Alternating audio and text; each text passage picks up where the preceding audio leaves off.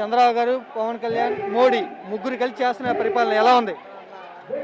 ఇప్పుడు చంద్రబాబు, పవన్ కళ్యాణ్, మోడీ అని మీరే చెప్పారు. ముగ్గురు పరిపాలన అంటే ఇప్పుడు ముగ్గురుతో సంసారం ఎలా ఉంటుందో ఇది అంతే. దాన్ని బట్టి చెప్పండి.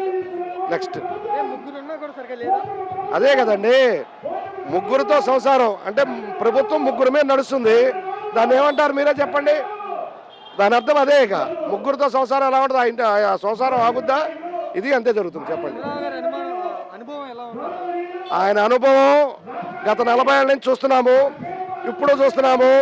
రాష్ట్రం అప్పుల పాలైపోయింది. ప్రభుత్వ పరిపాలన చేత కాదు, అసమర్థతతో తానేం మాట్లాడుతున్నాడో కూడా తెలియని స్థితికి చేజారి రాష్ట్రం మొత్తాన్ని ప్రైవేటీకరణకు అప్పచెపుతూ పేద ప్రజల గొంతు నొలిమేస్తున్నాడు ఈ ప్రభుత్వం. చేతగాని దద్దమ్మ ప్రభుత్వం.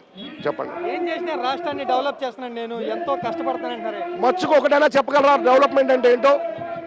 ఎందుకు నువ్వు వైజాగ్ వైపు సాఫ్ట్వేర్ కంపెనీలను ఎందుకు తరలివెళ్తున్నాయి? నీ హయాంలోనే వెళ్తున్నాయి కదా. ఆ రోజు జగన్మోహన్ రెడ్డి గారు వైజాగ్లో సాఫ్ట్వేర్ కంపెనీలు అంటే నువ్వు నెత్తి నోరు మొత్తుకుని నీ పచ్చ మీడియా మొత్తం రాద్ధాంతం చేశారు. ఇవాళ సంకనాగుతా మొత్తం వైజాగ్లోనే పెడుతున్నావు. బుద్ధుండాలా? నువ్వు 47,000 కోట్ల రూపాయలు అమరావతికి పెట్టావు. ఏం జరిగింది అక్కడ? అభివృద్ధి ఏంటి? నీ ఇంటికి వెళ్ళడానికి 547 కోట్ల రూపాయలు పెట్టి నీ ఇంటికి సిడి యాక్సెస్ రోడ్ వేసుకుంటున్నావు. అది తప్ప అభివృద్ధి లేదు. ఇది నీచం కంటే మరణం మేలు. ఈ రాష్ట్ర ప్రజల్ని, ఈ రాష్ట్రాన్ని అధోగతి పాలు చేయడం కోసం తప్ప మరొకటి కాదు.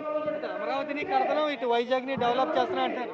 ఇప్పుడు ఆయన చెప్పేది ఎలా ఉంటుందంటే అండి, ప్రజల గొంతు నొక్కేసి ప్రశ్నించేవాడు లేక ప్రశ్నించే ప్రజల్ని అరెస్టుల పాలు చేస్తూ నువ్వు ఏది చెబితే అది ప్రజలు వేదమని మాట్లాడాలనుకుంటే ఎవరైనా చేయలేరు.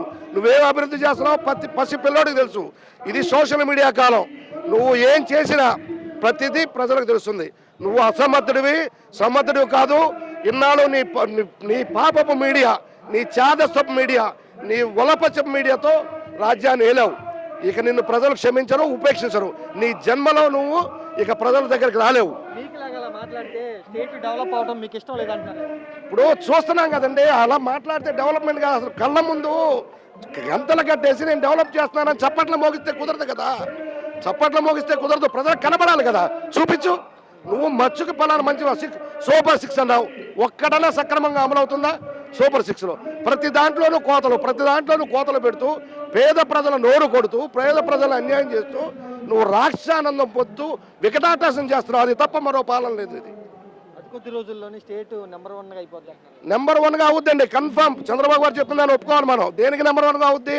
దరిద్రానికి నెంబర్ 1 అవుద్ది, అప్పుల పాలకు నెంబర్ 1 అవుద్ది, ప్రతి వాడి నెత్తి మీద 2 లక్షల రూపాయలు అప్పు నెంబర్ 1 అవుద్ది. ఇది రాష్ట్ర ప్రభుత్వం. స్టేట్ని అతలాకుతలం చేశాడు జగన్, మేము సరిదిద్దుతున్నాం.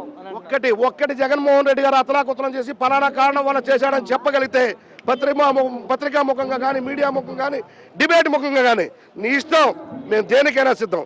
జగన్మోహన్ రెడ్డి ఈ రాష్ట్ర రెపో రేట్ను పెంచగలిగిన మొనగాడు జగన్మోహన్ రెడ్డి. ఈ రాష్ట్ర జిఎస్టీని పెంచగలిగిన మొనగాడు జగన్మోహన్ రెడ్డి.